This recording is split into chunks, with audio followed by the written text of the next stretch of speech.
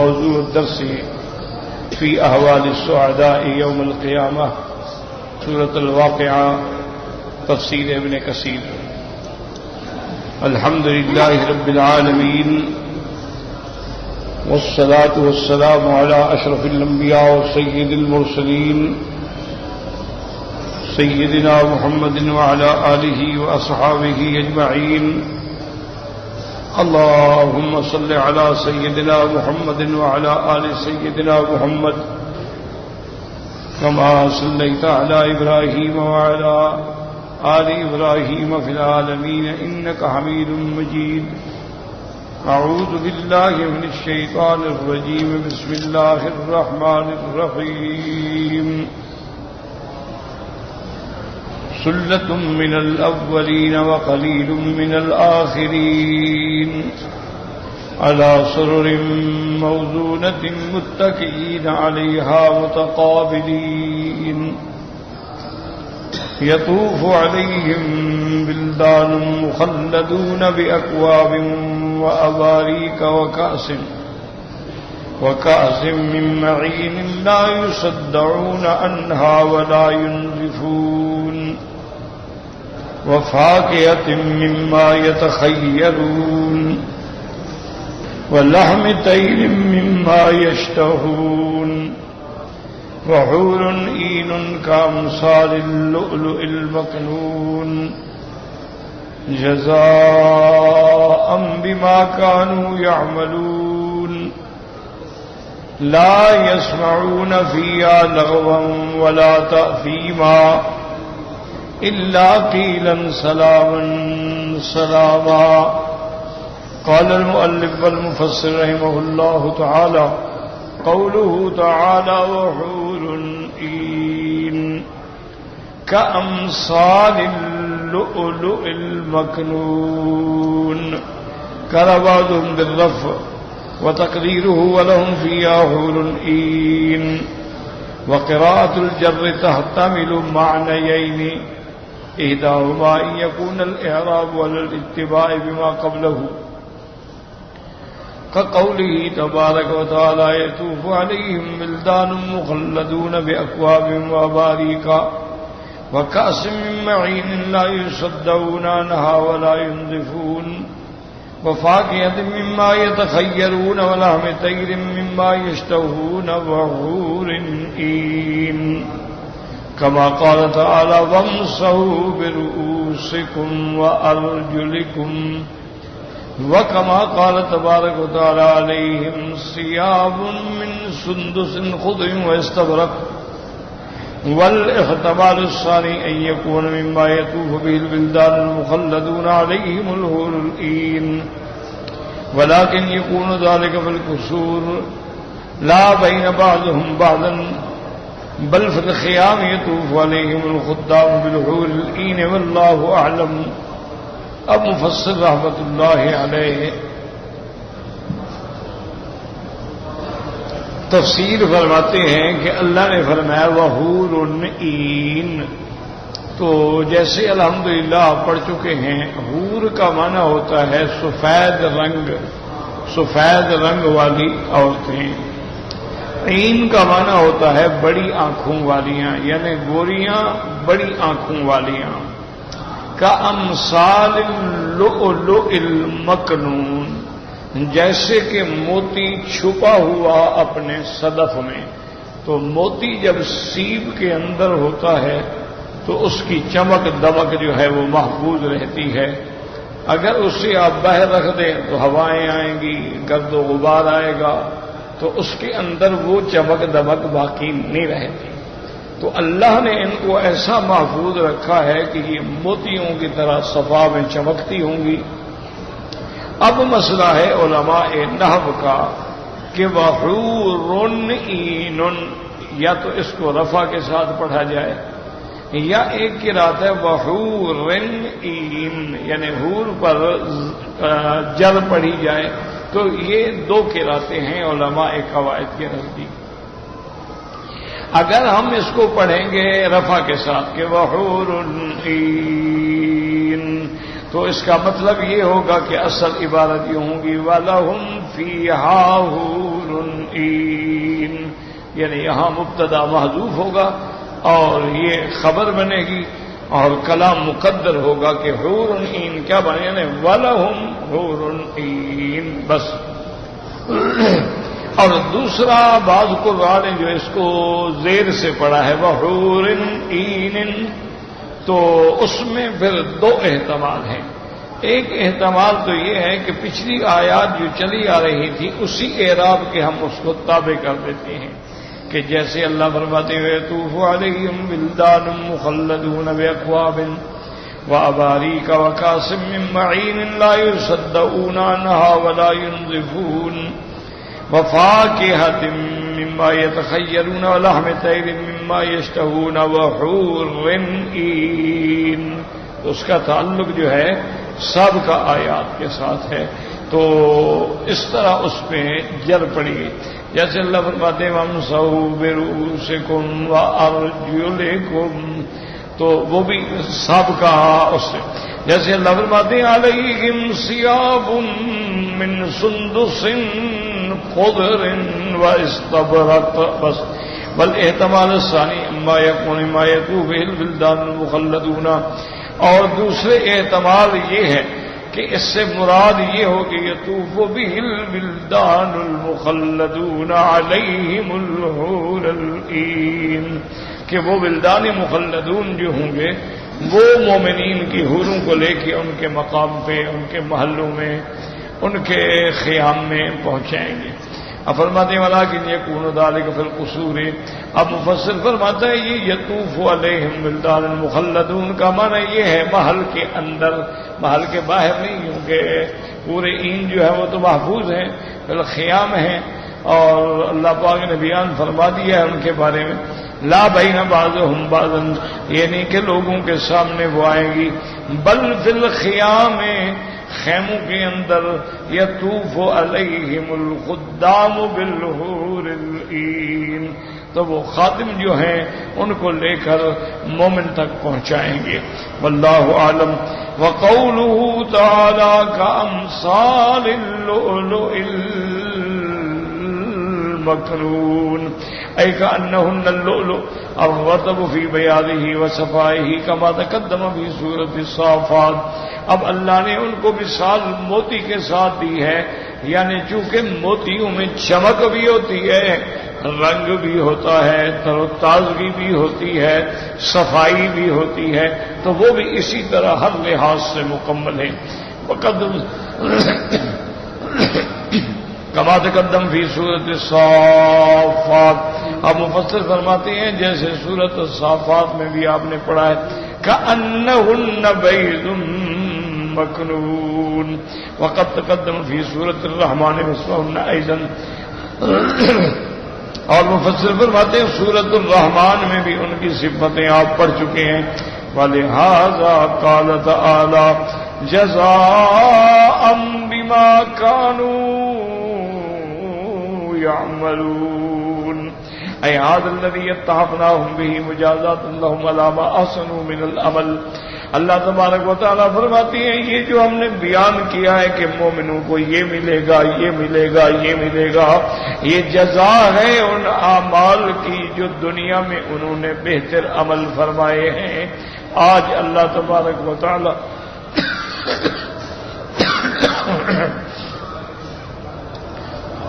اللہ تبارک و تعالیٰ ان کو ان کے اعمال کا بدلہ عطا فرمائیں گے۔ ثم قال تعالی لا يسمعون فيها لغوا ولا تأثيما إلا قيلا سلاما سلاما، أي لا يسمعون في الجنة كلاما لاغيا أي عبثا خاليا عن المعنى أو مشتملا على معنى حكيم أو ضعيف، كما قال تعالی لا تسمعوا فيها لاغية اے کلمۃ لاغیہ۔ اب اللہ فرماتے ہیں لا يسمعون فيها، مومن جنت کے اندر کوئی بات ایسی نہیں سنیں گے جو لغو ہو. لغو مانا ایسی بات جو خالی، جس کا کوئی فائدہ نہیں، جس کا کوئی معنی نہیں ہے. جنت میں یہ بات نہیں ہوگی. یا معنی تو ہے لیکن کوئی حقیر ضعیف معنی ہے. اللہ نے فرمایا مومن جنت میں ایسی باتیں بھی نہیں سنیں گے، کیونکہ دنیا کے اندر ہر قسم کی باتیں ہوتی ہیں. خیر بھی ہوتا ہے، شر بھی ہوتا ہے، اچھی باتیں بھی ہوتی ہیں، بری باتیں بھی ہوتی ہیں. بعض چیزیں لغو بھی ہوتی ہیں کہ بیٹھے ہیں اور بس لغو باتیں کر رہے ہیں. مومن کی یہ شان ہی نہیں ہے کہ وہ لغو سنے. وَإِذَا مَرُّوا بِاللَّغْوِ مَرُّوا كِرَامًا، جب وہ ایسی کوئی مجلس دیکھتے ہیں جس میں لغویات ہیں، دامن بچا کے عزت کے ساتھ مومن نکل جاتے ہیں. تو قیامت میں بھی وہ کوئی لغو، بے فائدہ، بے معنی، بے مقصد بات نہیں سنیں گے. وَلَا تَأْثِيمًا، اور نہ ایسی بات سنیں گے جس میں قبح ہو یا گناہ ہو. وہاں تو جب بھی بات ہوگی خیر ہی خیر ہوگی، رحمت ہی رحمت ہوگی. جیسے اللہ نے دوسرے مقام میں فرمایا لا يسمعون فيها لغوا ولا كذابا، یعنی اللہ تبارک و تعالی جب ان کو جنت میں داخل فرما دیں گے وہاں نہ تو کلام لغو سنیں گے اور نہ کوئی جھوٹ سنیں گے. دنیا میں تو آ جاتا ہے نا آدمی جھوٹ بھی بولتے ہیں، لیکن جنت میں تو جھوٹ ہوگا ہی نہیں. الا قیلا سلاما سلاما الا التسلیم منهم بعضهم على بعض كما قال تبارک و تعالی تحیتهم فیها سلام وکلامهم ایضا صادم من اللغو والاسم. اب اللہ فرماتے ہیں کہ مگر سلامن سلاما کیا معنی، یعنی ان کا کلام جو ہے وہ ہر لغو سے اور گناہوں سے سالم ہوگا. اور بعض علماء نے فرمایا سلامن سلاما کیا معنی، ہر طرف سے ان پر سلامتی کی پہکار ہوگی. مومن آپس میں ملیں گے تب بھی سلام، تحیتهم یوم یلقونه سلام، آپس میں بھی سلام. اسی طرح فرشتے بھی آگے سلام کہیں گے. والملائکۃ یدخلون علیہم من کل باب سلام علیکم بما صبرتم فنعم عقبی الدار. اور سب سے بڑی نعمت وہ ہوگی کہ جب پروردگار عالم خالق اپنی مخلوق پہ سلام فرمائیں گے تو وہ تو پھر بہت بڑی اعزاز ہے، بہت بڑی نعمت ہے، انعام ہے کہ اللہ تبارک و تعالی اپنے بندوں پہ سلام فرمائے. قرآن پاک میں آتا ہے کہ اللہ پاک فرماتا سلام قولا من رب الرحیم. تو اللہ بھی اپنے بندوں پہ سلام فرمائیں گے. اور لیکن اب یاد رکھیں کہ یہاں پر دو چیزیں ہیں سمجھنے والی. ایک تو یہ ہے کہ جب اللہ نے ساری نعمتوں کا ذکر کر دیا، جیسے کہ ابھی آپ نے پڑھا ہے یطوف علیہم ولدان مخلدون باکواب واباریک کاس لا یصدعون عنہا ولا ینزفون فاکہۃ مما یتخیرون ولحم طیر مما یشتہون وحور عین کامثال اللؤلؤ المکنون. تو وہاں فرما دیا جزاء بما کانوا یعملون، یہ سارا بدلہ ہے تمہارے اعمال کا جو تم نے دنیا میں کیے. ایک بات تو یاد رکھو کہ یہ کہنا جو ہے یہ بھی اللہ کا کرم ہے. بات سمجھیں کیا مانا، ورنہ ہمارے اعمال تو اس قابل بھی نہیں ہے کہ ہمیں اتنے بڑے انعامات سے نوازا جائے. اور پھر ہمارے اعمال جو ہیں وہ بڑے محدود ہیں. مثلا 100 سال بھی عمر ہو تو 15 سال تو بالغ ہونے سے پہلے کے نکل گئے جس میں نماز فرض ہی نہیں. اچھا پھر 15-20 سال بوڑھا ہو گیا، اب ہمت ہی نہیں. تو کتنا ہم نے محنت کی ہے جس کا اتنا بڑا بدلہ ملے کہ آدمی ساری زندگی ہمیشہ ایسی جنت میں داخل ہو، نہ نعمتیں ختم ہوں، نہ جنت ختم ہو، نہ مومن پر موت آئے. یعنی ہم نے تو فانی چیزیں تھیں نا، لیکن اللہ نے ہمیں انعام تو باقی دیا. ہم نے عمل کیا، ختم ہو گیا. ہم نے دنیا میں اچھے کام کیے، ختم ہو گئے. لیکن اللہ نے ہمیں جو نوازا ہے تو وہ ایسی نعمتوں سے نوازا ہے جو ہمیشہ دائمی ہے، کبھی ختم نہیں ہو. ایک بات تو یہ سمجھے. اور پھر اللہ فرمائے کہ نہیں یہ تو تمہارے عمل کی جزا ہے، تو یہ اس کا کرم ہے. ہمارا عمل کیا ہے؟ ہمارے تو سارے اعمال بھی اکٹھے کرو تو اللہ کی ایک نعمت کی قیمت بھی نہیں بن سکتے. دیکھو نا، ہم سانس لیتے ہیں، یہ سانس رک جائے بات ختم. جب سانس کو جاری رکھنے کے لیے دیکھا نہیں آدمی کتنا ہسپتال لے جاؤ، اس کو جناب فوری طور پر آکسیجن پہنچاؤ، ماسک چڑھاؤ، ڈاکٹر بھاگ رہے ہیں، آئی سی یو میں پڑا ہوا. ایک سانس کی ہی بات ہے، ہم تو ایک سانس کی قیمت بھی ادا نہیں کر سکتے. تو پھر بھی تو اصل بات یہ ہے سمجھو کہ یہ شان والوں کی شان ہوتی ہے کہ بادشاہ بھی جب کسی غلام پر انعام دیتے ہیں، اس کو تحائف دیتے ہیں، تو کہتا ہے جناب میں تو اس لائق نہیں تھا، آپ کا کرم ہے. نہیں نہیں نہیں بھائی نہیں، تم اس کے مستحق ہو، نہیں تمہارا حق بنتا ہے. تو یہ کہنا جو ہے یہ بھی کرم ہے بادشاہ کا، ورنہ ہمارا کیا حق بنتا. تو یہ کہنا جو ہے یہ بھی انعام ہے کہ اپنے بندے کو کہا جائے بھئی ہم تو تمہارے اعمال کی جزا دے رہے ہیں نا، جو تم نے دنیا میں اچھے کام کیے تھے آج ہم اس کا جزا دے رہے ہیں. تو یہ کہنا جو ہے یہ بھی کرم ہے. ایک بات کو یاد رکھیں،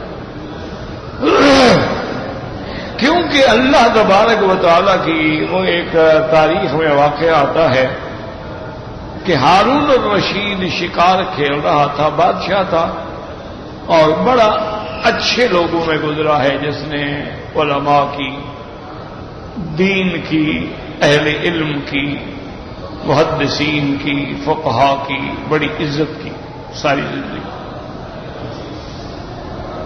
ایک تو ہوتا ہے نا مجبور ہو کے تو مولویوں کی سب عزت کر لیتے ہیں، ایک ہوتا ہے دل سے کسی کی عزت کی جائے، وہ ان لوگوں میں تھے. تو ہارون الرشید جو ہے ایک دن شکار پہ گیا، اور بڑا عجیب ایک دن واقعہ ہوا کہ ہارون الرشید کی جو ملکہ تھی زبیدہ بیگم، جس نے یہ نہر بنائی مکے والوں کے لیے، عین زبیدہ، یہ اس بی بی کا احسان ہے کہ صدیوں سے اہل مکہ پانی پیتے رہے. اب بھی ہے اس کا وجود. یہ ہدا کی پہاڑوں سے آتی ہے اور عرفات کے راستے سے چلتی ہوئی پہنچتی. تو ایک دن ملکہ محترمہ جو تھیں وہ صبح صبح بادشاہ نماز کے بعد تھوڑا سا لیٹ گئے اور وہ چھت پہ چلی گئی تھوڑا واک کرنے کے لیے. اس نے دیکھا کہ بغداد سے لوگ ایسے نکل رہے ہیں، بھاگ رہے ہیں اور باہر جا رہے ہیں، بوڑھے ہیں، بچے ہیں، عورتیں ہیں، مرد. وہ تو بیچاری ڈر گئی. وہ فوراً نیچے آئی اور اس نے آ کے بادشاہ کو جگایا. اس نے کہا تم سو رہے ہو. حالانکہ بادشاہ کو جگانا چاہے وہ اس کی بیوی بھی ہو، بڑا مسئلہ ہوتا ہے، وہ تو اس کا کوئی مداخلت نہیں کرتا. کہ بیوی تھی، اس نے کہا کیا تم سو رہے ہو؟ اس نے کہا کیا ہو گیا، کون سی بات ہو گئی؟ انہوں نے کہا ساری مخلوق بھاگ رہی ہے، پتہ نہیں کیا نکل رہی ہے، خدا جانے ملک چھوڑ رہی ہے یا تمہارے مخالف ہو گئے ہیں یا کیا ہو گیا ہے. دیکھو تو صحیح نا اوپر چڑھ کے حال کیا ہے، سڑکیں بھری ہیں لوگوں میں. تو بادشاہ مسکرائے. انہوں نے کہا ملکہ گھبرانے کی کوئی بات نہیں ہے، مجھے پتہ ہے امام ابو یوسف رحمت اللہ علیہ آج کافی عرصے کے بعد بغداد آ رہے ہیں، تو یہ سارے لوگ اس کے استقبال کے لیے جا رہے ہیں. امام ابو یوسف کا استقبال کرنے کے لیے جا رہے ہیں، کوئی خطرے والی بات نہیں. تو ملکہ بھی بڑی ذہین تھی. اس نے کہا پھر بادشاہ ناراض نہ ہوں، سچی بات میں کہوں. اس نے کہا کہو. نے کہا پھر بادشاہ تو وہ ہے نا جس کے لیے لوگ دل سے بھاگتے ہیں. تم لوگوں کے لیے تو پولیس والے پکڑ پکڑ کے لے آتے ہیں نا. ٹرک بھر بھر کے لے آتے ہیں کارگزاری دکھانے کے لیے. سکولوں کے بچوں کو پکڑ کے کھڑا کر دیتے ہیں, 6-6 گھنٹے سڑکوں پہ بھوکے پیاسے کھڑے ہیں بیچارے, بد دعائیں دے رہے ہیں. انہوں نے کہا پھر بادشاہ تو ابو یوسف ہوا نا کہ جس کے بغیر بلائے دیکھنے کے لیے لوگ تڑپ رہے ہیں. تو اس نے کہا بالکل اس میں کچھ شبہ ہے. حقیقی دلوں کے بادشاہ تو علماء ہوتے ہیں کہ جو بھی ان کی عزت کرتا ہے وہ اللہ کے لیے کرتا ہے, دولت کے لیے نہیں کرتا ہے. تو بہرحال وہ شکار کھیلنے کے لیے گئے. اتفاق ایسا ہوا کہ شکار کھیلتے کھیلتے راستہ بھول گئے, جنگل تھا.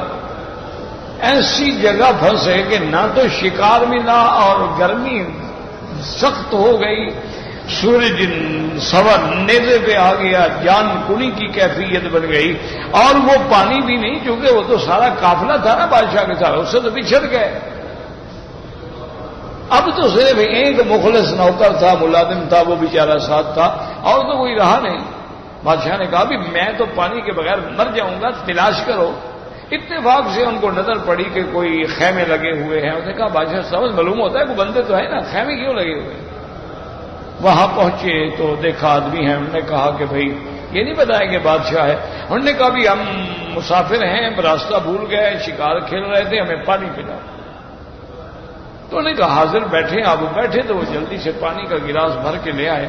تو بادشاہ نے جلدی جلدی گلاس پکڑا نا, تو وہ جو وزیر تھا اس کے ہاتھ پکڑا. انہوں نے کہا ٹھہرو ٹھہرو ٹھہرو.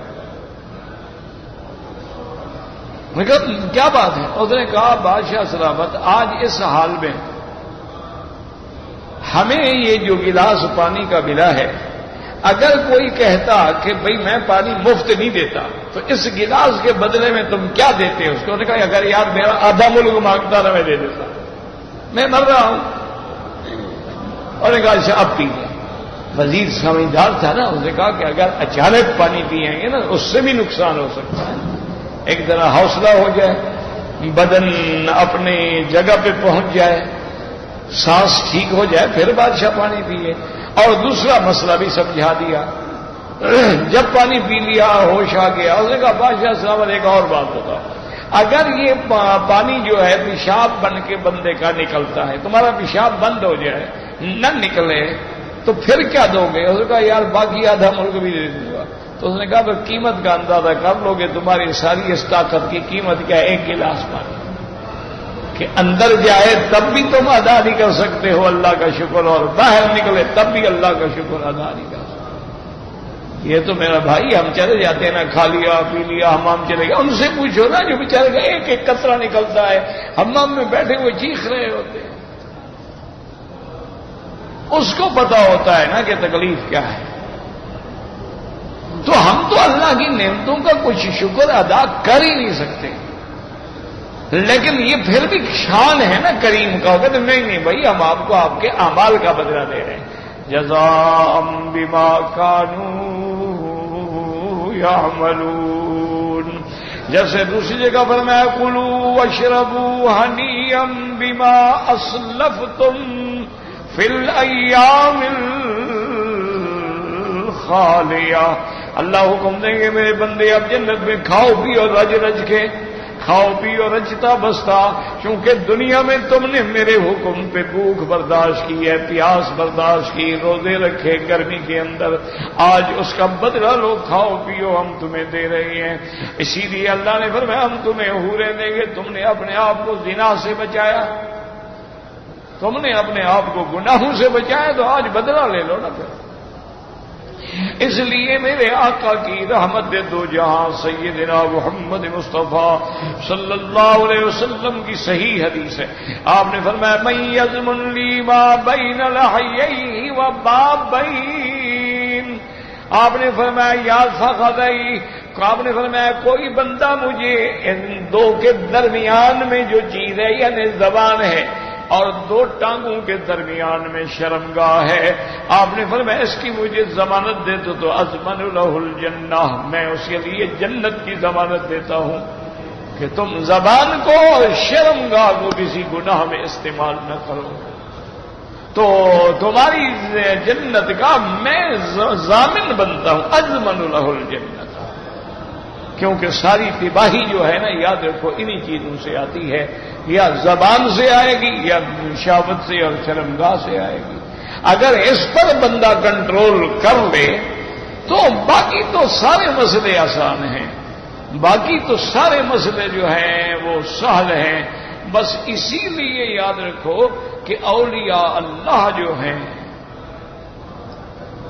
اور بزرگان جو گزرے ہیں متقدمین میں متاخرین میں، وہ اسی لیے اپنے مریدین کو ایسے وظائف میں پھنسا دیتے ہیں کہ اس کی زبان پہ ہر وقت ذکر ہو۔ وہ اس کو محنت کرواتے ہیں، مشقت کرواتے ہیں، ضربیں لگواتے ہیں، مراقبے کرواتے ہیں، علیحدہ بٹھا کے ان کو سمجھاتے ہیں، اب اپنی موت کا غور کرو، اب معیت خداوندی کا غور کرو، اب اپنے نفس پہ غور کرو، اور پھر اس کے بعد ایسی کوشش کرو کہ تیرے سانس جو ہے وہ بھی خدا کا ذکر بن جائے، کہ تیرا سانس جو ہے نا جب نکلے جائے یا آئے گویا وہ بھی ذکر ہو جائے۔ تو آدمی پر جب اللہ کا ذکر ایسا ہوتا ہے کہ ہر وقت ذکر ہے، تو اس ذکر کی برکت یہ ہوتی ہے کہ وہ گناہوں سے بچ جاتا ہے، کہ ہر وقت زبان پہ ذکر ہے۔ الذین یذکرون اللہ قیاما وقعودا وعلی جنوبہم، کھڑے ہیں ذکر ہے، بیٹھے ہیں ذکر ہے، لیٹے ہیں ذکر ہے۔ وہ ہمارے ہاں ایک حافظ ہوتے تھے، فوت ہو گئے، اللہ ان کی قبر پہ رحمت فرمائے، تو وہ قرآن پاک اتنا پڑھتا تھا کہ وہ کہتا کہ میرے لیے بیت الخلاء میں حمام میں اپنی تقاضا پورے کرنے کے لیے بیٹھنا مشکل ہو جاتا ہے، وہ بیچارہ یوں زبان پکڑ کے بیٹھتا ہے، وہ کہتا ورنہ وہاں بھی قرآن جاری ہو جاتا ہے۔ زبان پہ قرآن ایسا چڑھا ہوا ہے کہ میں جس حال میں بھی بیٹھا ہوں اس قرآن شریف چل رہا ہے، اب میں حمام میں کیسے قرآن پڑھوں؟ تو اس لیے بیچارہ ڈر کے مارے زبان پکڑ کے بیٹھا رہتا تھا کہ کوئی اللہ کے قرآن کا لفظ نہ آ جائے۔ تو یہ جب کیفیتیں بن جاتی ہیں نا یاد رکھو، پھر اللہ تعالی کی رحمتیں ہوتی ہیں، اور پھر اللہ زبان میں ذکر میں تاثیر پیدا کر دیتے ہیں۔ تم ذرا تجربہ کرو نا، زیادہ محنت نہ کرو، تو 1 مہینہ تو کر کے دیکھ لو کہ حلال کھانا ہے چاہے سوکھی روٹی ہو، حرام بھی کھانا، اپنی آنکھوں کو محفوظ رکھنا ہے، کسی غیر محرم عورت پہ نظر نہ پڑے، زبان کو محفوظ رکھنا ہے، کوئی گندی بات نہ نکلے، کپڑے جو ہیں وہ حلال کے ہوں، اپنے نہ ہوں کسی سے مانگ کے پہن لو، وہ تمہارے لیے تو حلال ہے نا۔ صرف 1 مہینہ محنت کر کے دیکھو، پھر حال دیکھو کہ اللہ تمہارے زبان میں کیسے اثر آتا ہے، اور پھر تمہارے گھر میں، احوال میں، رزق میں کیسے کیسے انقلاب آتے ہیں۔ حضرت لاہوری رحمت اللہ علیہ میں نے زیارت کی ہے، لیکن اس وقت زیارت کی جب عقل نہیں تھا، جب عقل آئی تو معلوم ہو گئے، تو وہ ہمیشہ فرماتے تھے، اور کئی لوگ وہاں 1 نہیں 2 نہیں سینکڑوں نہیں ہزاروں فرماتے بھی، کوئی بندہ آئے فقیر کے پاس آ کے میرے لنگر میں 1 مہینے کے لیے ٹھہر جاؤ، پھر دیکھو تمہاری طبیعت میں انقلاب آتا ہے کہ نہیں آتا ہے۔ کہتے لوگ کہتے ہیں جی ہم نہیں بدلتے ہیں، انہوں نے کہا آ کے نا تجربہ کرو نا۔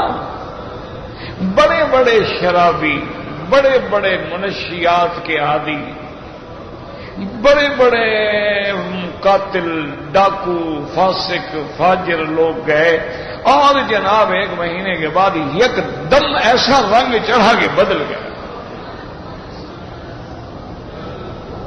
ڈاکو ہے، قاتل ہے، اب ان کے دروازے پہ بیٹھے بھی تمہارا بندہ مجھ سے قتل ہو گیا تھا، یا دیت لے لو یا میری گردن مار لو، جو مرضی ہے۔ کسی کا پیسہ کھایا تھا اس دروازے پہ جا کے بیٹھے، بھائی میں نے تمہارے پیسے لوٹے تھے، یا تو پیسے لے لو یا مجھے معاف کر دو یا جو سزا دینا چاہتے ہو دے لو۔ ایسا انقلاب آیا کہ وہ بڑے بڑے جو ڈاکو تھے، اتنی اتنی داڑیاں اور سروں پہ پگڑی اور عین سنت کے مطابق نماز، تہجد، اشراق۔ دیکھو نا، ہمیشہ یاد رکھو، ہم تو طالب العلم ہیں نا، تو کسی پیر کو پہچاننا ہو، کسی عالم کو پہچاننا ہو، کسی جماعت کو پہچاننا ہو، تو جیسے تھرمامیٹر رکھ کے بخار دیکھ لیتے ہو نا، اس کا تھرمامیٹر کیا ہے کہ اس کی صحبت میں تمہارے اندر کوئی تبدیلی آئی ہے، تمہارے عقیدے ٹھیک ہوئے، تمہارا عمل ٹھیک ہو رہا ہے، تمہاری شکل سنت کے مطابق جا رہی ہے، تمہارے احوال بدل رہے ہیں، تو سمجھو یہ پیر بھی سچا، عالم بھی سچا، جماعت بھی سچا۔ بس ایک بڑا آسان سا امتحان۔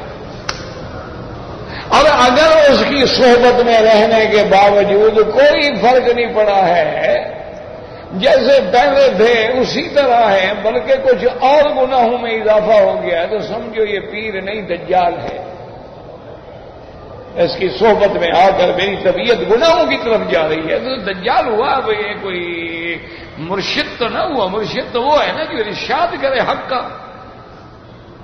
یہ بڑا آسان مسئلہ ہے، کسی جماعت کو 4 دن ساتھ لگا کے چیک کر لو کہ ان کے جانے کے بعد بھی بندے تبدیلی آتی ہے، ان کی شکل، ان کا عمل۔ اسی طرح علماء نے لکھا، تم نے عمرہ کیا، تم نے حج کیا، تو محسوس کرو کہ عمرے کے بعد میرے اندر کوئی تبدیلی آئی ہے، سمجھو عمرہ قبول ہو گیا، نہیں آئی سمجھو مردود ہو گیا، بس کلی سی بات ہے۔ یہ عمرہ کر لینا یا طواف کر لینا بڑی طواف تو ابو جہل نے بڑے کیے، طواف تو ابھی لہب نے بڑے کیے۔ تم لوگ تو عمرہ کرنے آتے، انہوں نے تو خدا کا کعبہ بنایا تھا، اور وہ زمزم پلاتے تھے اور حجاج کی خدمت کرتے تھے، ان کو شریف کھلاتے تھے، ان کو کھانا کھلاتے تھے، اور حجاج کی خدمت کو اپنا فخر سمجھتے تھے۔ شریف ہاشم مشہور تھی، مورخ لکھتے ہیں کہ 100 اونٹ روز کا ذبح ہوتا تھا،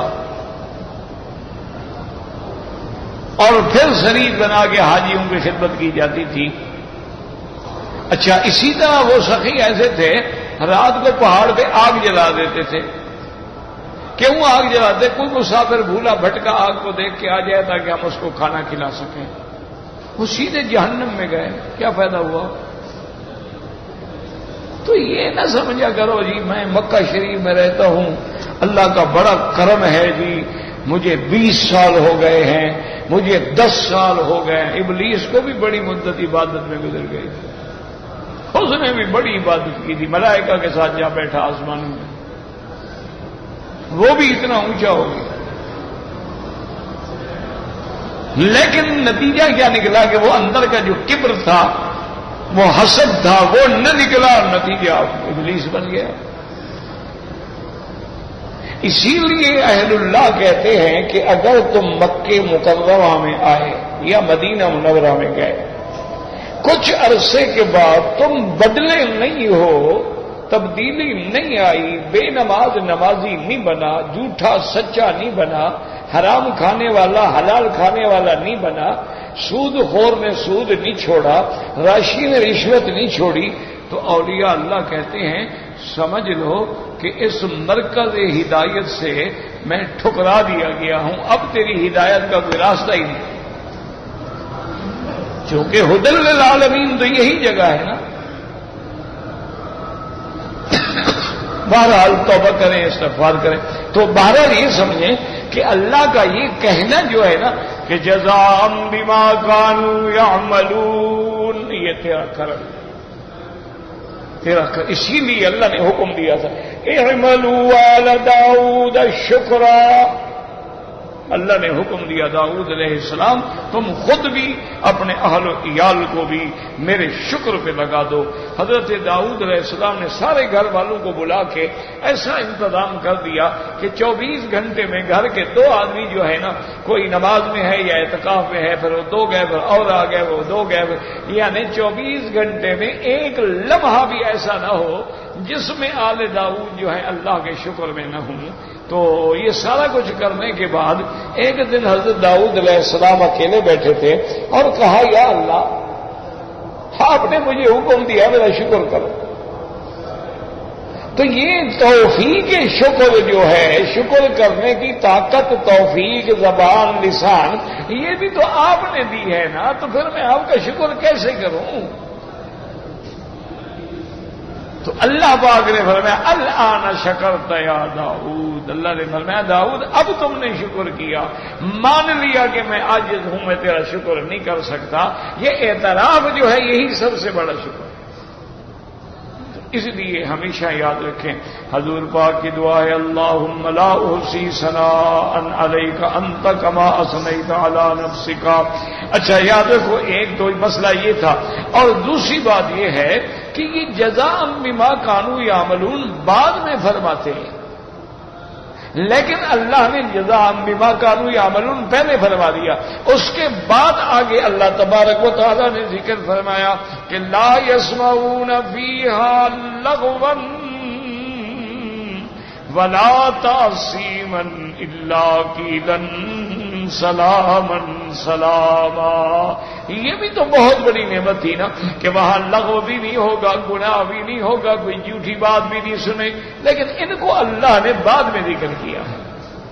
بات سمجھو، پہلے مسئلہ سمجھ آئے گا، سوال سمجھ آئے گا تو جواب سمجھو گے، اگر سوال ہی سمجھ نہ آئے تو جواب مٹی سمجھ آئے گا۔ سوال یہ ہے کہ بھئی ساری اللہ نے نعمتیں دی نا، تو یہ بھی تو نعمت ہے نا، تو اس کو بھی ذکر کرنے کے بعد فرماتے جزاء بما کانوا یعملون کہ یہ ساری نعمتیں جزا ہے تمہارے عمل کی، لیکن وہ تو پہلے فرما دیا، جزاء بما کانوا یعملون پہلے فرما دیا، اور لا يسمعون فیہا لغوا ولا تأثیما الا قیلا سلاما یہ بعد میں۔ تو اس کی کیا وجہ ہے؟ بات کو سمجھیں، اللہ کرے سمجھ آ جائے اور اللہ مجھے سمجھانے کی بھی توفیق دے دیں۔ تو بات کو سمجھیں کہ بھائی تو یہ تو ساری آیاتیں ختم کر کے آخر میں فرماتے جزاء بما کانوا یعملون، لیکن وہ تو پہلے فرما دیا اور بعد میں فرمایا کہ لا يسمعون فیہا لغوا ولا تأثیما الا قیلا سلاما سلاما۔ اس کی وجہ کیا ہے؟ بعض علماء یہ فرماتے ہیں کہ اس کی وجہ یہ ہے کہ انسان کے عمل جو ہیں وہ بھی تو مختلف ہیں نا، بعض قولی ہیں، بعض فعلی ہیں، اور بعض جو ہے وہ قلبی ہیں۔ کیا مانا؟ ایک عمل ہے قولی، ہم نے کہا سبحان اللہ سبحان اللہ سبحان اللہ، یہ قول ہے، یہ عمل ہے۔ ایک عمل ہے فعلی، ہم نے کھڑے ہو کے 2 رکعت نماز پڑھی، طواف کیا، تو یہ فعل ہے۔ اور ایک عمل ہے کہ نہ ہم نے زبان سے کہا ہے نہ بدن سے کیا ہے، لیکن دل میں ہے کہ اگر اللہ نے مجھے ہمت دی تو میں یار آج دل کرتا ہے ساری رات حرم میں رہوں اور طواف کرتا رہوں، یہ دل میں ہے، ابھی کہا نہیں، زبان میں بھی نہیں آیا۔ تو علماء نے فرمایا کہ یہی راز ہے کہ اللہ نے فرمایا میرے بندے جو تیرے عمل تھے نا قولی، جب تم کہتے تھے تو کوئی تو سنتا تھا نا، جو تمہارے اعمال تھے فعلی، جب تم کرتے تھے کوئی تو دیکھتا تھا نا، آخر اس کا جزا تو ہم نے دے دی، لیکن کچھ باتیں تیرے دل میں تھیں جو کسی کو پتا نہیں، لیکن میں تو جانتا ہوں نا، اس کا بدلہ اب لے لو۔ اس کا بدلہ جو ہے وہ مجھ سے لے لو کہ تم نے دل میں بھی میرا خیال رکھا، زبان میں بھی میرا، جوابے میں بھی میرا، تو اب میں نے بھی انتظام کر دیا ہے کہ تم کوئی غلط بات سنو گے ہی نہیں جنت میں۔ جیسے دنیا میں تم نے اپنے آپ کو بچایا ہے، آج ہم نے تمہیں بالکل محفوظ کر دیا ہے، اور بدلہ کیا دیا ہے؟ سلامن سلاما، ایک جواب یاد رکھو۔ دوسرا جواب علماء نے دیا ہے کہ ایک تو ہے نا جی للذین احسنوا الحسنی وزیادہ، وہ زیادہ کیا ہے بھائی؟ تو علماء نے فرمایا کہ ایک تو ہے نا اس کے اعمال پہ جنت، اور ایک اللہ کی طرف سے مزید انعام ہے، یعنی وہ اس سے اس کے اعمال کے بدلے سے بھی زیادہ ہیں۔ اس لیے حدیث میں آتا ہے نا کہ اللہ پاک اپنے بندوں سے فرمائیں گے کہ کچھ مانگتے ہو؟ انہوں نے کہا اللہ میاں کون سی چیز ہے جو آپ نے ہمیں نہیں دی کہ ابا کی ہم مانگیں؟ کون سی چیز ہے جو ہمیں نہیں ملی؟ اللہ فرمائیں گے نہیں، آج میں تمہیں ایسی چیز دیتا ہوں جو تمہیں کبھی ملی ہی نہیں جنت میں۔ بندے حیران ہو جائیں گے، اللہ میاں کون سی چیز نہیں ملی؟ اللہ فرمائیں گے وَحِلُّ عَلَيْكُمْ رِضْوَانِي الَّذِي لَا سَخَطَ بَعْدَهُ، آج میں اپنی رضا تم پہ اتارتا ہوں جس کے بعد میں تم سے کبھی ناراض ہی نہیں ہوں گا۔ تو وہ رضا جو ہے وہ سارے اعمال سے زیادہ ہو گئی۔ اسی طرح اللہ فرماتے وجوہ یومئذ ناظرۃ الی ربها ناظرہ، قیامت والے دن ایسے بھی لوگ ہوں گے جن کو اللہ اپنا دیدار کروائیں گے اور سلام بھیجیں گے۔ یہ سب سے بڑی نعمت ہے، اس لیے اللہ نے فرمایا میرے بندے تیرے اعمال کا بدلہ تو ہو گیا، لیکن یہ میری طرف سے لے لے، الا قیلا سلاما سلاما، اور ملائکہ آئیں گے سلام، آپس میں سلام، اور اس کے بعد اللہ اپنے بندوں پہ خود سلام فرمائیں گے، سلام قولا من رب الرحیم۔ اچھا اب ایک یہاں مسئلہ اور ہے تو مشکل، اللہ آسان کر دے، اللہ قادر ہے۔ وہ یہ ہے کہ سنت یہ ہے، حکم یہ ہے کہ جب کوئی آدمی تم کو آ کے کہے السلام علیکم تو تم جواب میں کہو گے وعلیکم السلام ورحمۃ اللہ، یعنی تیرا کلمہ کچھ زیادہ ہے، یعنی تم لازم جواب دے۔ جیسے فرشتوں نے آ کے کہا قالوا سلاما قال سلام، فرشتوں نے حضرت ابراہیم پہ سلام کیا تو حضرت ابراہیم نے بھی جواب دیا، تو سلام کا جواب دیا جاتا ہے، یہ نہیں کہ کوئی سلام کرے تم جواب ہی نہ دو، سلام کا جواب دینا تو ضروری ہے، بلکہ سلام والے سے کچھ اچھا دو۔ اس نے کہا السلام علیکم، آپ کہیں وعلیکم السلام ورحمۃ اللہ، اس نے کہا السلام علیکم ورحمۃ اللہ، آپ کہیں وعلیکم السلام ورحمۃ اللہ وبرکاتہ۔ اچھا اللہ جب بندوں کو سلام فرمائیں گے تو بندے بھی جواب دیں گے؟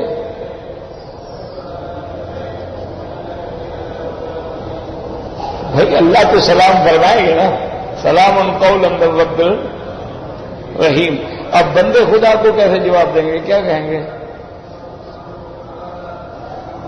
یہ بھائی آخر خدا جو سلام فرما رہا ہے تو حضور کو تو چلو حضور صحابہ کو سلام فرماتے، صحابہ حضور کو جواب دیتے، لیکن خدا کو آپ کیا جواب دیں گے؟ کیا مخلوق خدا کو جواب دے گی؟ اور اگر جواب دے گی تو ہماری کوئی طاقت ہے جواب دینے کی؟ بات سمجھیں تو یاد رکھیں اس کے بھی دو جواب ہیں۔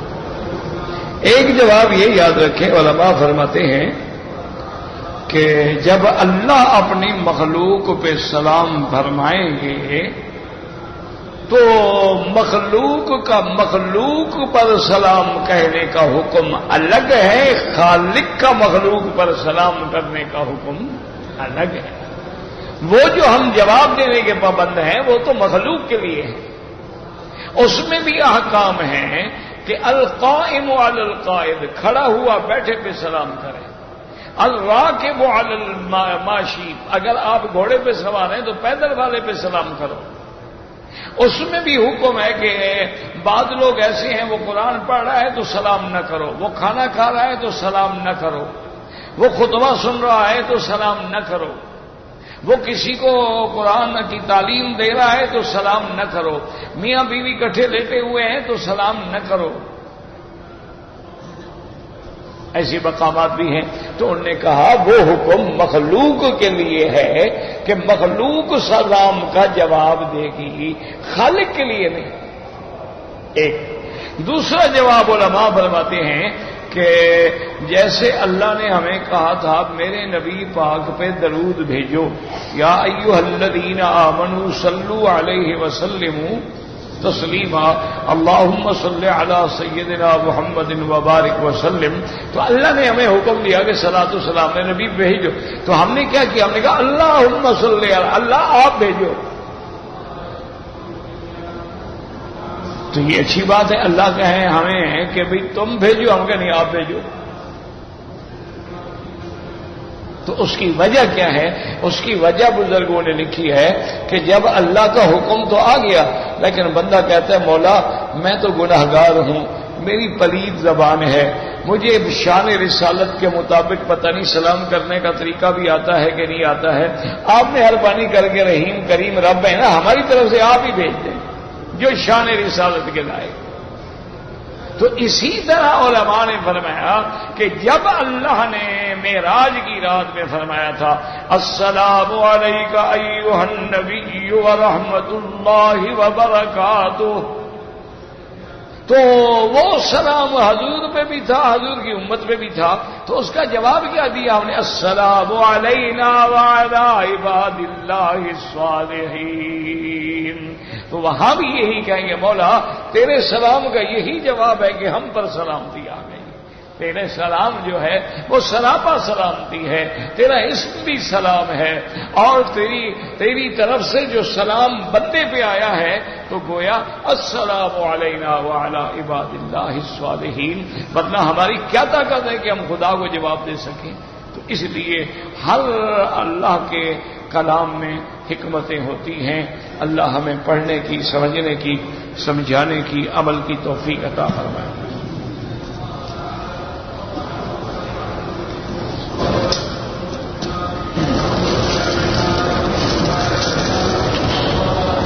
کہتے ہیں جی کہ ایک آدمی نے 3 حاجیوں سے ایام حج میں ان کی بکری حج کی ذبح کرنے کے لیے پیسے لیے تھے اور وہ کھا گیا اور اس نے بکری ذبح نہیں کی، اب شرمندہ ہے۔ ان کا تو نے حج برباد کر دیا، اب تم شرمندہ ہو رہے ہو جناب۔ اچھا شریف آدمی ہے، اسی لیے ہم ہر تقریر میں چیختے رہتے ہیں کہ بابا کسی بندے پر قربانی کا اعتبار نہ کرو، یہاں بڑے بڑے چیمپئن پڑے ہوئے ہیں جو 200 400 بکری کے پیسے وصول کرتے ہیں اور 10 بکریاں ذبح کر کے دعا مانگ دیتے ہیں اللہ سب کی قبول فرماؤ۔ کہتے ہیں بھی ایک بکری جب امت کے لیے کافی ہے، ہم نے تو 10 کر دی ہے۔ فتویٰ دینے والے مولوی بھی موجود ہوتے ہیں کہ ایک بکری کافی ہے سب کے لیے۔ تو بہرحال اب جناب شرمندہ ہے تو فی حاجی اب 2 بکریاں ادا کرے گا، ایک وہ حج والی بکری ہدی اور ایک جرمانے والی بکری۔ اگر اس کو اللہ نے دل میں ڈالا ہے اور وہ اپنے ذمے سے بری ہونا چاہتا ہے تو اب 2 بکریاں دے گا۔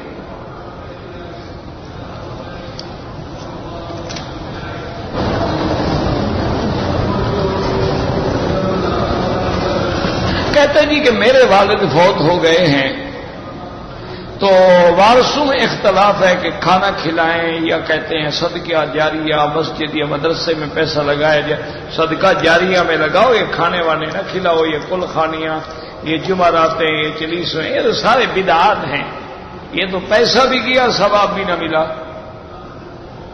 تو اس کے بجائے تم ان کے لیے کوئی بھی اچھا کام ایسا کرو، مثلا ایک گھر ہے پانی نہیں، نل لگوا دو۔ اچھا ایک جگہ ایسی ہوتی ہے کہ پانی تو ہے لیکن گھروں کے اندر ان کے تقسیم کا انتظام نہیں ہے، وہ لڑکیاں بیچاری باہر جاتی ہیں پانی بھرنے کے لیے، اور ہمارے بھائی جو ہیں وہ راستے میں انتظار میں کھڑے ہوتے ہیں آنکھیں گرم کرنے کے لیے۔ تو ان کا سسٹم بنا دیں، ایک بڑی ٹینکی بنوا دیں اور وہاں سے پائپ لائن ہر گھر میں بھجوا دیں، اگر اللہ نے زیادہ پیسہ دیا۔ اگر کوئی مدرسہ بن رہا ہے، ایک کمرے دو کمرے بنوا دو، مسجد بن رہی ہے اس میں شامل کر دو، جو قیامت تک اس کو فائدہ ہو۔ کہتے جی کسی غیر مذہب کے ساتھ کھانا کھانا جائز ہے، بالکل جائز ہے، لیکن کوئی مجبوری ہو، تمہیں مجبوری نہ ہو تو کیوں بلا وجہ جا کے غیر مذہب ڈھونڈتے پھرو کھانا کھانے کے لیے؟ ورنہ تو جائز ہے، کوئی مسئلہ نہیں ہے۔ اب تو بھائی دعا کرو اللہ ہمارے حال پہ رحم کرے، ایمان سے کہیں یہ جتنا پیپسی ہے، یہ جتنے بیوریجز ہیں، یہ سارا یہودی فارمولہ ہے۔ یہ کوکا کولا ہے، بپسی ہے، فلان ہے، سیون اپ ہے، یہ سارا فارمولہ جو ہے وہ یہودیوں کا ہے۔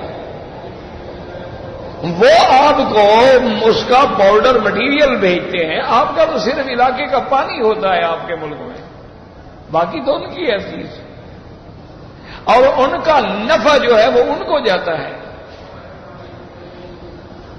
تو آپ تو غیر مذہب کے ساتھ کھانا، یہ تو سارے ہم غیر مذہب کا نہیں پی رہے۔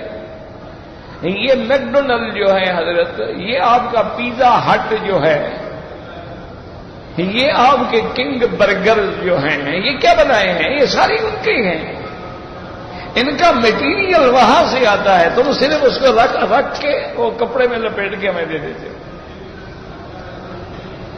اسی لیے ان کا ایک ذائقہ ہوتا ہے نا، ایک ٹیسٹ ہے جو ڈیولپ ہو چکا ہے، اس ٹیسٹ میں کبھی تبدیلی نہیں آتی۔ ورنہ دیکھو نا، گھر میں عورت کھانا پکاتی ہے تو لازمی بات ہے کبھی مرچ زیادہ ہو گئی، کبھی کم ہو گئی، کبھی شوق ہو گیا، کبھی نرم رہ گیا، لیکن ان کا ٹیسٹ نہیں بدلتا، کیونکہ وہ تو مٹیریل ہی ان کا ہے نا، ہم تو صرف جناب گرم کرنے والے ہیں۔ تو یہ سارا تو ہم کافروں کا کھا رہے ہیں، اور پھر جناب وہی ہے نا، جیسے اکبر الہ آبادی بیچارہ کہتا تھا کہ اولاد سے کیسے بو آئے ماں باپ کے اتوار کی، دودھ ہے ڈبے کا اور تعلیم ہے سرکار کی، تو پھر اولاد سے والدین کے کیسے خوشبو آئے گی؟ تو بہرحال بالکل کھاؤ پیو مزے کرو، اور کیا۔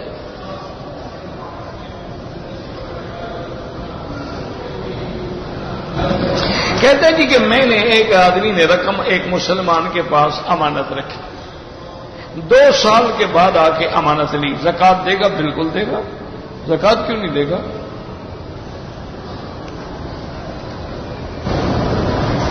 حضور پاک کے جھنڈے کا کوئی ایک رنگ نہیں تھا، آپ کو تو جو کپڑا ملتا تھا نا، اس زمانے میں اتنا پیسہ تھوڑا تھا، یہ تو تم الیکشن کے لیے 2-2 کروڑ کے جھنڈے لگا دیتے ہو نا، یہ تو حضور کے زمانے، کبھی کبھی تو آپ نے اپنی بیوی کا دوپٹے کو جھنڈا بنا دیا، تھا ہی نہیں تو کیا کریں، کبھی سبز آ گیا، کبھی سرخ آ گیا، کبھی سفید آ گیا، کبھی سیاہ، اور اس میں سیاہ دھاریاں ہوتی تھیں، سفید میں سیاہ دھاریاں، تو مختلف ہوتے تھے۔ تو یہ ہمارا حال ہے نا جی، آج کل تو ماشاءاللہ صرف الیکشن کے لیے کتنے بینر اور کتنے جھنڈے لگانے پڑتے ہیں۔ ہماری قوم بھی ایسی پاگل ہے، صرف یہ جھنڈے اور بینر کے پیسے ان سے لے لو نا تو تمہاری بھوک تو مٹ جائے۔ کیا آنکھیں نہیں ہیں؟ نہیں سمجھتے یہ کہاں سے آ گیا ہے؟ اور جو لوگ اس طرح لگا رہے ہیں یہ تو بزنس ہے نا، پھر انہوں نے ہمارے خون سے نکالنا ہے۔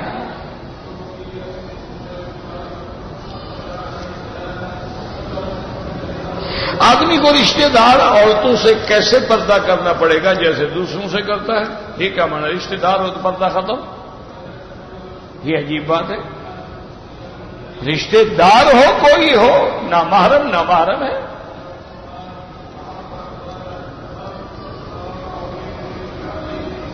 کہتے جی کہ یہاں پر جو کیبل ہیں اور ڈش ہیں، میرا بھائی یہ عالمی عذاب ہے، بات کو سمجھو۔ جب وبائے عامہ ہو جائے نا، اس کو کہتے ہیں بلوا عامہ، کہ ایک ایسی مصیبت کہ جس سے آپ نکل نہیں سکتے ہو، آپ کیا کریں گے؟ اس پہ پابندی لگائیں گے؟ آپ کیسے؟ آپ انٹرنیٹ پہ کیسے لگائیں گے؟ سیٹلائٹ پہ کیسے لگائیں گے؟ مجبور ہیں۔ اس لیے وہ راستہ روکنے کے لیے وہ کہتے ہیں بابا لے لو، لیکن اچھی پروگرام جو ہے دیکھو، بوئے سے بچو۔ اگر وہ یکدم روکیں گے تو تم انڈر گراؤنڈ بیٹھ کے دیکھو گے، تم تو اور زیادہ برائیاں کرو گے۔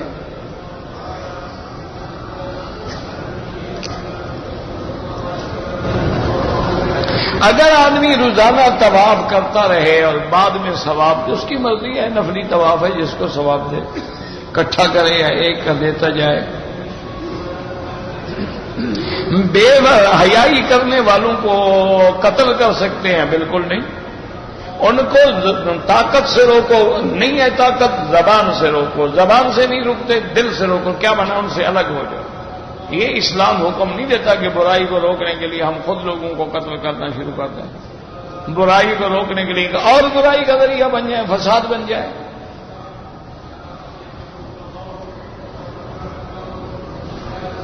مجبوری کی حالت میں جھوٹ بول سکتا ہے اگر جان جانے کا خطرہ ہو۔ الا من اکرہ وقلبہ مطمئن بالایمان۔ کہتے جی بعض لوگ جو ہیں وہ رقص کرتے ہیں ذکر اللہ میں، یہ تو مقصد یہ ہے کہ شیطان ہے نا، بڑا کمینہ ہے، اس نے دیکھا یہ تو ذکر پہ لگ گئے، یہ تو مجھے ہر وقت ہونے کا، چلو میں بھی تمہیں ناچنے پہ لگا دیتا ہوں، بھائی ناچ کے ذکر کرو تاکہ وہ ثواب ختم ہو۔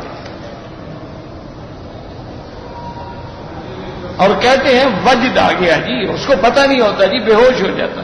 ایک سوئی رکھ لو ذرا چبھو کے دیکھو، پتہ لگتا ہے اس کو۔ اگر چیخ نکل جائے تو سمجھو مکر کر رہا تھا۔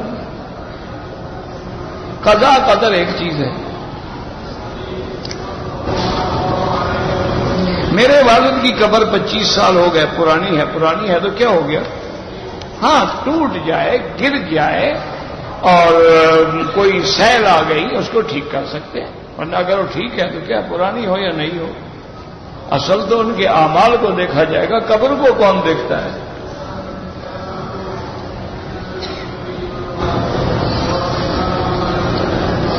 بہرحال اگر آپ کا کوئی انعامی بانڈ نکلا ہے تو یہ پیسے جو ہیں نا غریبوں کو دو، لیکن ثواب کی نیت نہ کرو، کیونکہ یہ انعامی شنامی بانڈ نہیں ہوتا، یہ بھی ایک لاٹری ہے، جوا ہے۔ تم نے کون سا کام کیا ہے جی اس پہ انعام ملا ہے آپ کو؟ ایک بات مجھے سمجھاؤ نا، انعام کا معنی ہوتا ہے، میں کہتا ہوں کہ 1 میل دوڑ میں جو نکل جائے گا میں اس کو انعام دوں گا، ٹھیک ہے؟ 1 میل تم دوڑے تو ہو نا، اس میں تم نے کیا کام کیا ہے جی؟ آپ کا نام انعام نکل آیا ہے، آپ نے ایک بانڈ خریدا تھا، وہ قرآن دادی میں آپ کے نام ہے، لاٹری ہے۔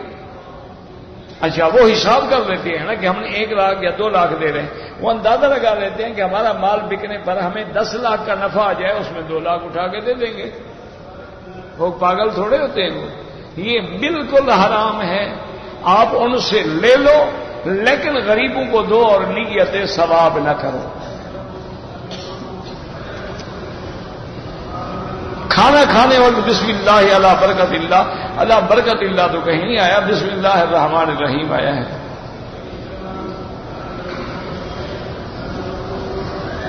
اگر کسی مردے کے لیے ہم اچھا عمل کریں، بالکل اللہ ان کو خبر دیتے ہیں، اللہ پاک ان کو بتلاتے ہیں، تمہاری اولاد میں دعائیں کی ہیں، تمہارے لیے اعمال کیے ہیں، تمہارے لیے ہدایے آئے ہیں، تحفے آئے ہیں، سب پتہ لگتا ہے۔ ربنا تقبل منا انك انت السميع العليم وتب علينا انك انت التواب الرحيم اللهم فرج هم المهمومين